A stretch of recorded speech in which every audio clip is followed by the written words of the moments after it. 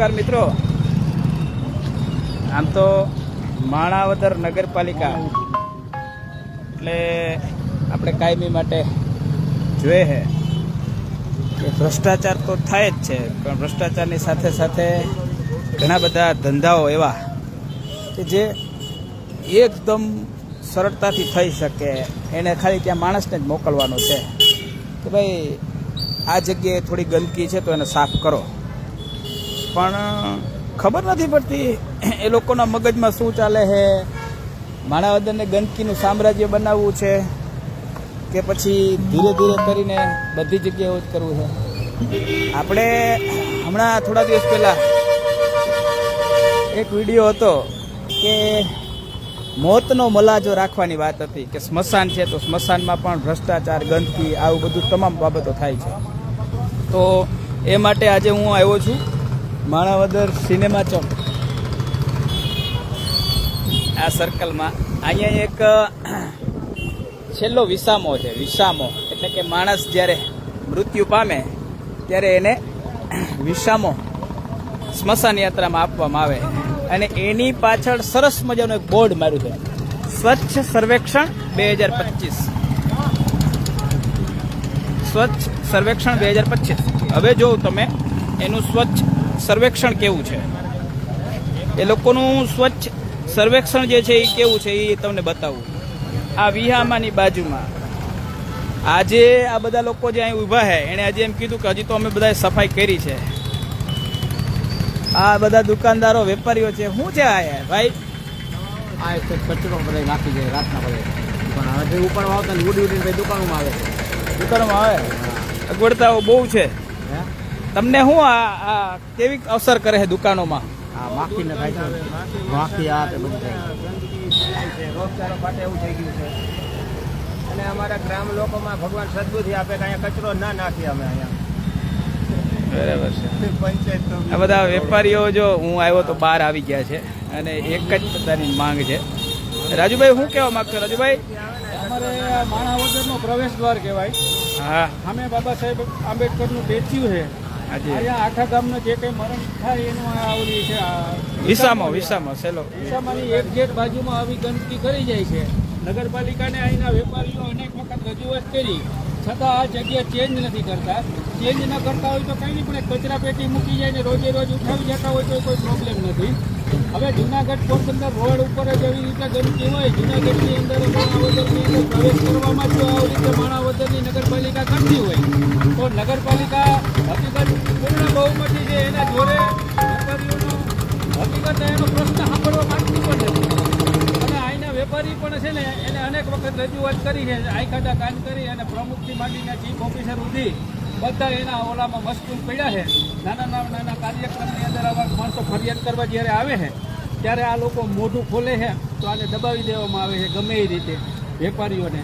એટલે કોઈ ખુલીને આવતું નથી. અમારી પાસે ફરિયાદ જ્યારે આવે ત્યારે અમે રોડ ઉપર નીકળીએ અને આનો 2-5 દીમાં આનો નિકાલ કરવો હોય તો એ લોકો કરે, એને શરમ આવે તો. બાકી વેપારી અનેક વખત લેખિત અને મૌખિક રજૂઆત કરવા છતાં કોઈએ ધ્યાન દીધું નથી. બરાબર. તો આ ખૂબ એકદમ સળગતો મુદ્દો છે. લોકોને જોવું છે. અત્યારે જો એક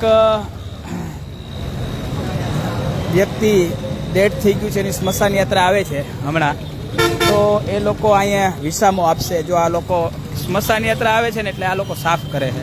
કેમ ભાઈ, તમે સ્મશાન યાત્રા આવે છે તો આ સાફ કરવું પડે?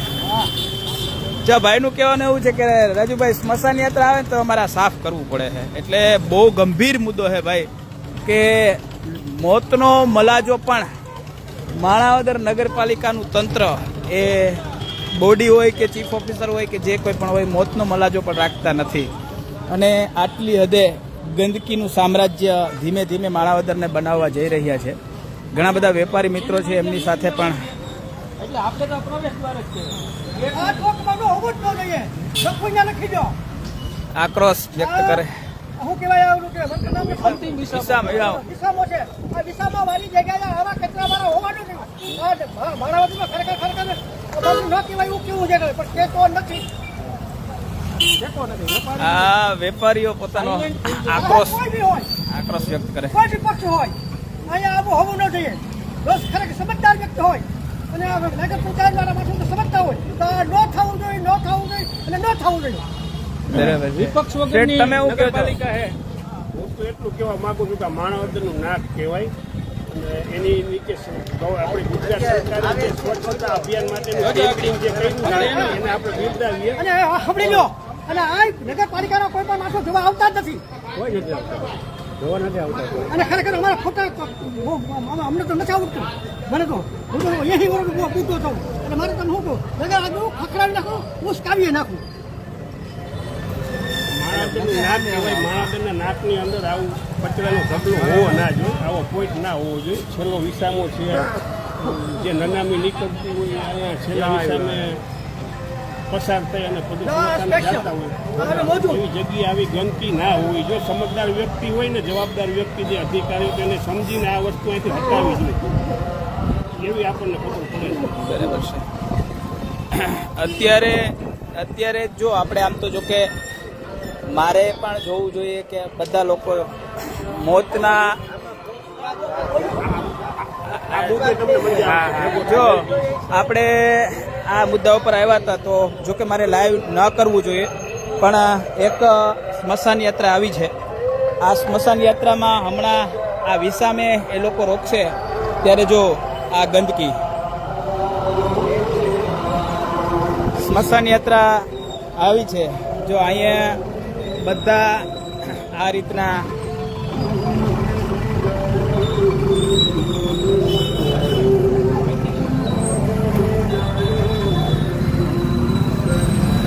અંતિમ યાત્રા એટલે માણસનું આપણે જોઈએ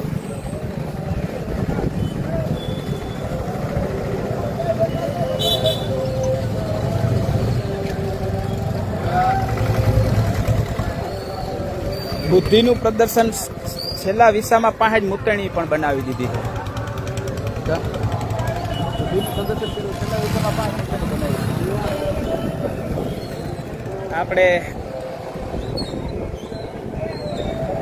આપણે મૃતદેહને માન આપશું.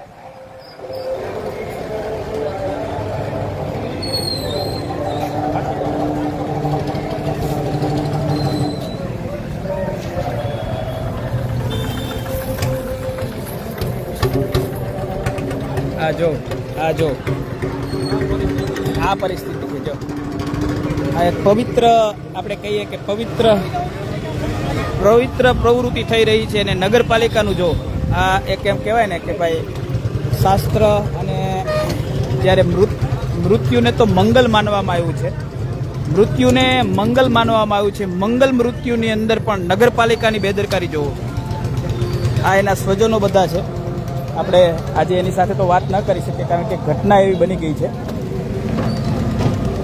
જો આ જો પવિત્ર કાર્ય આપણે જ્યાં શ્રીફળ વધારીએ છીએ, આ બધું કરીએ છીએ ત્યાં આ તમે જો આ જો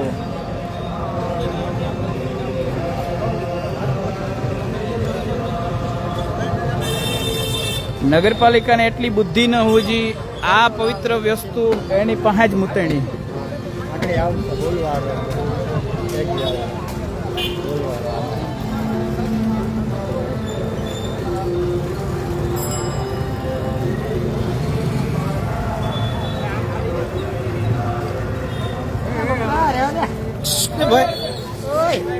જો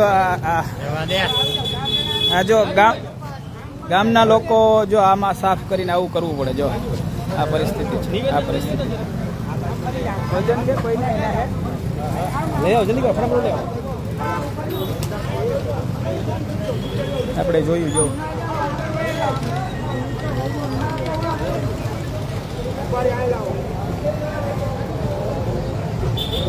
આ પરિસ્થિતિ છે ભાઈ. આ તો અત્યારે અમારે સામે આ લાઈવ રાજુભાઈ અમે જોયું. આપણે પવિત્ર આત્માને જ્યારે મારા અંતિમ હિસાબો મળતો હોય ત્યારે આ લોકો આવા કચરામાંથી પવિત્ર આત્માને અહીંથી ઉઠાવે છે અને રાખે છે. આવી પરિસ્થિતિમાં વેપારીઓ મોઢું ખોલી શકતા નથી. પૂર્ણ બહુમતી સાથે આ લોકો કામ કરે છે એટલે એના નશામાં નાના નાના પ્રશ્નો, આ પ્રશ્ન ખરી રીતે મારે કે બીજા કોઈને લઈને ના આવવો જોઈએ, સામાન્ય વેપારીની અરજીના હિસાબે આ પતી જવું જોઈએ. છતાં પણ આ લોકો એની દાદાગીરી કહો તો દાદાગીરી અને અહમ કહો તો અહમ, આવા ધર્મના કામમાં પણ ભાજપ આ રીતે તાનાશાહી કરે છે. અને અહીંયા ખરી રીતે કચરા પેટી હોય તો દિવસની ઉઠી હોવી જ ના જોઈએ, હોવી જ ના જોઈએ. બાજુમાં એક પણ કાગળિયું અહીં ના આવવું એની જોઈએ. બાજુમાં સંરક્ષણની બાજુમાં મૂતેણી, આવી પવિત્ર આત્માને અહીંયા સુવડાવવાની આ લોકો પાસે આટલી વ્યવસ્થા છે. તો આ તો માણાવદર નગરપાલિકાની સિદ્ધિ, કે એણે કેવી મોટી સિદ્ધિ હાંસલ કરી છે અને સિદ્ધિને અમે આજે ઉજાગર કરવાનો પ્રયત્ન કર્યો છે. ચીફ ઓફિસર કે જે કોઈ પણ જવાબદાર વ્યક્તિ છે એમને હું વિનંતી કરું છું કે 2 દિવસની અંદર આ પૂરું થઈ જાય, નહીંતર અમે અહીંયા ધરણા કરશું અને આનો મોટો પ્રોગ્રામ કરી અને રોડ જામ કરશું, રોડ બ્લોક કરશું. અસ્તુ, જય હિન્દ, વંદે માતરમ.